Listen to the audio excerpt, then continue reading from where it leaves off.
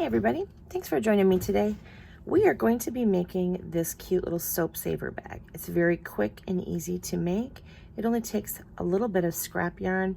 Now I've got full skeins here, but I only use a little bit of each, and it's fun to use for giving gifts. You just pop your soap in there when you're starting to run low, and it helps to lengthen out the time that you get to use your specialty soaps that you get from Bath and Body Works or some of the handcrafters that you may be purchasing your soaps through. All right, so I'm going to be using today, I love this cotton. This color is aqua. I'm, however, going to be using pistachio green color today to show you how to make this. So you start with a slip knot, and this is looking pretty old, but this is back when the G hooks used to be 4.5 millimeters. I usually use a number 7, which is a 4.5 millimeter. It's my favorite size hook. That's the one I usually go to. It depends on which brand you purchase. I'm not even sure what one this is, but when you get your G hooks, just be careful what size you're getting, because a lot of them are 4.25. Anywhere from 4.00 all the way up to 4.50. So just be careful when you're getting a G hook what you're looking at. All right, so mine happens to be 4.5, and I'm going to start off by chaining 13. So 2, 3, 4, 5, 6, 7, 8, 9, 10, 11, 12, 13. I haven't done any of them very tightly. Try to keep it loose. Now we're going to start working in the back humps of our beginning chain, and I am going to, in the third chain from the hook, actually, I'm sorry, not the third, the second chain from the hook, I'm going to start with 2 half double crochets in that same spot. This will make sense when we get back around. Now in the remaining ones leading up to the very last one, so that should be 10,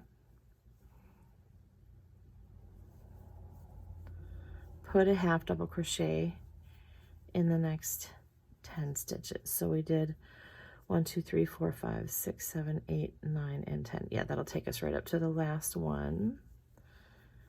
And the reason we don't want to put a single half double crochet in that last loop is because we're going to be basically spinning this and working on the opposite side of our beginning chain. So in order to do that, we're going to put 4 into this last loop. And I usually just kind of tuck that over to one side. It's not really going to be relevant later. It's going to be on the inside of the bag. Only weave this in if it really bothers you being out.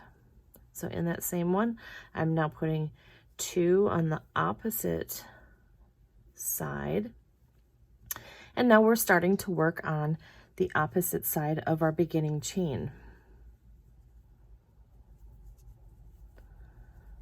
So put another 10 in, 2,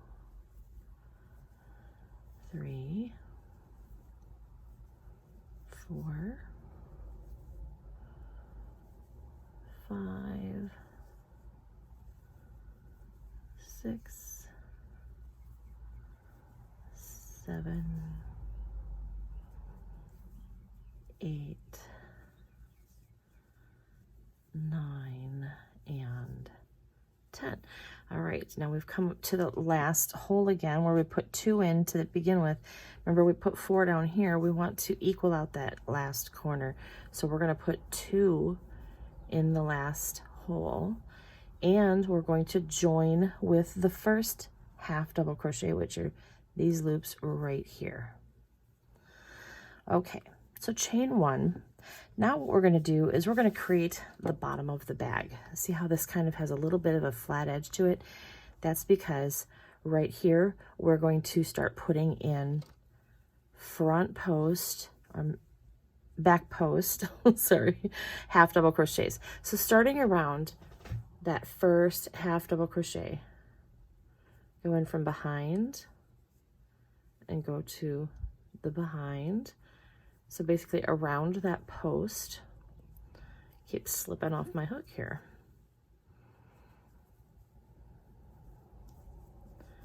and all the remaining posts all the way around. You're not going to be increasing any of your stitches. Just make sure you're getting around every post.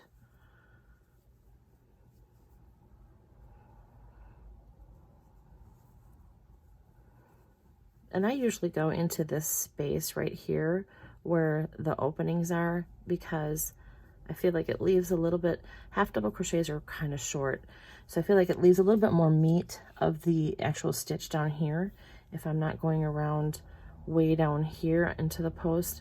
So I kind of stay up around the top of the half double crochet itself. You're going to have a total of 28 stitches when you reach the other side. Keep going and I'll meet you. Okay, I'm back at the beginning and I'm going to go ahead and slip stitch with my first half double crochet. I already counted and made sure that I have 28, but see how that makes kind of a straight little bottom. And then quite honestly, if you feel like this looks a little funny, it isn't going to matter in about 3 seconds, because the stitch that we're about to do, it's still a normal half double crochet stitch, but it's going to hide that whole bottom stitch. It's all going to be hidden between here and here. This is the bottom piece. This is what you just created right here. This is actually this row's stitches right here. So I'm going to show you how to do this because it has kind of a knit look to it. Let me show you how to do this. So go ahead and chain 1. You're going to turn your work. Now we're going to start working into, see how half double crochets have this extra loop here. We're going to start working into these extra loops. We're not going to touch the top V like you normally would. So you need to make sure that when you flip it over, you are working, like I have a tendency to kind of pinch the stitch I'm planning to work into so that I make sure that I'm not skipping anybody, because that's the loop I want to go into. And then I'm going to half double crochet as usual. So like I said, we're not going to touch these top V ones. We're only going to work in the 3rd loop of the half double crochet. And this is what we're going to be doing for rows, well, we'll call this row 3. Rows 3 through 15 are going to be all exactly the same. We're going to be working into the 3rd loop of the half double crochet, and we're going to be chaining 1 and turning after each row. So only into the 3rd loop, and we're never increasing. We should maintain 28 stitches throughout the entire pattern. It's okay if it feels a little weird while you're still getting this going around these corners. It'll change after the bag gets a little bit more depth into it.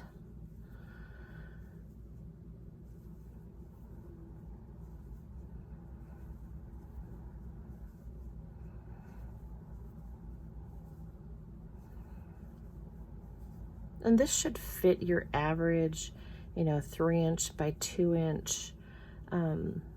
bar of soap. Okay, see, if you just keep making sure to push your stuff down, it'll continue to look and feel like a bag as you're making it. I've just got a few more to go.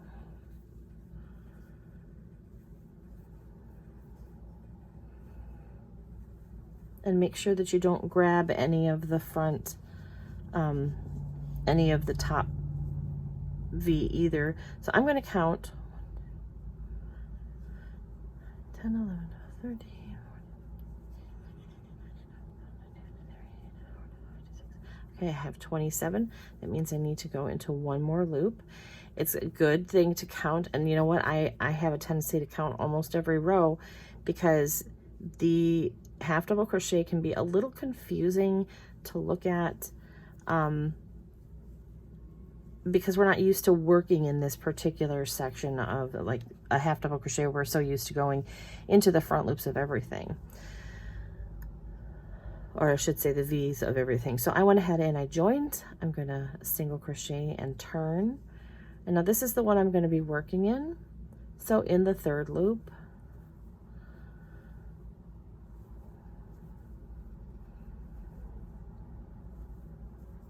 And just keep doing that all the way around. All right, so this is the actual part that starts to look like it is knit as opposed to crocheted. If you look at it, it has almost a knit look to it instead of crocheting.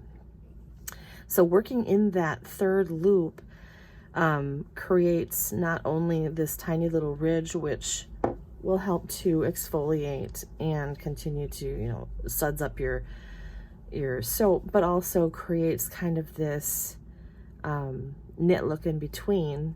And I just like the look of it. I think it's very kind of a snazzy way of doing something a little bit different.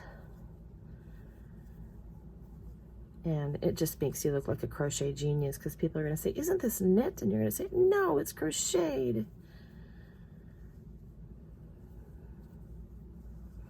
All right. I'm going to keep going on this. I'm going to come back after a little bit and keep chaining one, turning and working into the back, the third loop of your half double crochet. I'll meet you back here on row 15. Right. I wanted to show you one other thing that I do to kind of help me keep track of where I'm at in my pattern. I will count my rows by 5s. And so we know this is 1, and then the one that's hidden is 2, this is 3, this is 4. And so what I'm going to do is mark my 5th row. And then what I'll do, it's easier for me then because I've got a visual point of reference, like that's row 5. So then I count from there, you know, because sometimes it's hard to keep track of where you're at on this one just because it gets so long and you do so many of these repeats that they start to kind of blend together. But if you have a visual reference off to the side to just go 5, oh, and then there's 10, and then there's 15. It just helps. Okay, I have reached row 15. See here, I have been moving my marker up. I'm at 10, 11, 12, 13, 14, and 15. All right, so what we're gonna do is I chained one and I turned. We're going to do like a finished edge on this. So I'm single crocheting into the first half double crochet. What we're doing here is we're creating like a little loop space for our hanger. So I'm chaining one again, skipping a half double, and singling into the next. And we're going to do that all the way around the top of the bag. So we'll have a total of 14 single crochets and 14 chain one spaces when we get to the end. And we're just going to slip stitch to that first single crochet.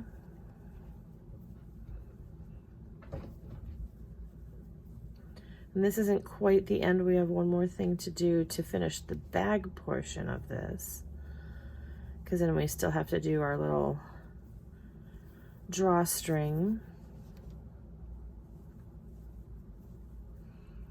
All right, and slip stitch to the first one. Now once again, chain one, single.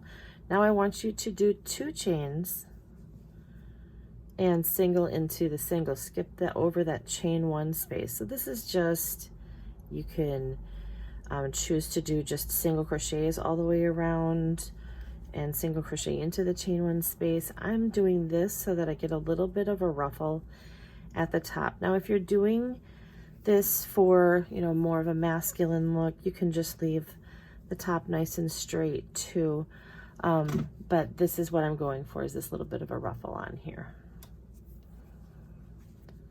And I do have a piece of soap here, actually, some handmade soap.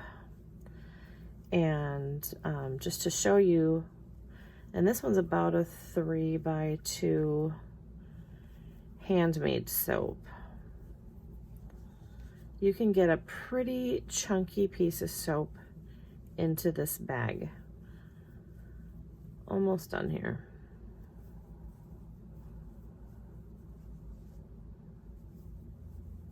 All right, last one, chain 2 and slip stitch to the first single. Go ahead and cut. That's obviously need to sharpen those up. Pull through. We'll go ahead and tuck that in later. I just wanted to show you this, that you can get a pretty good sized piece of soap into this bag because it stretches quite a bit. It's got a nice stretch to it. And there's your bottom.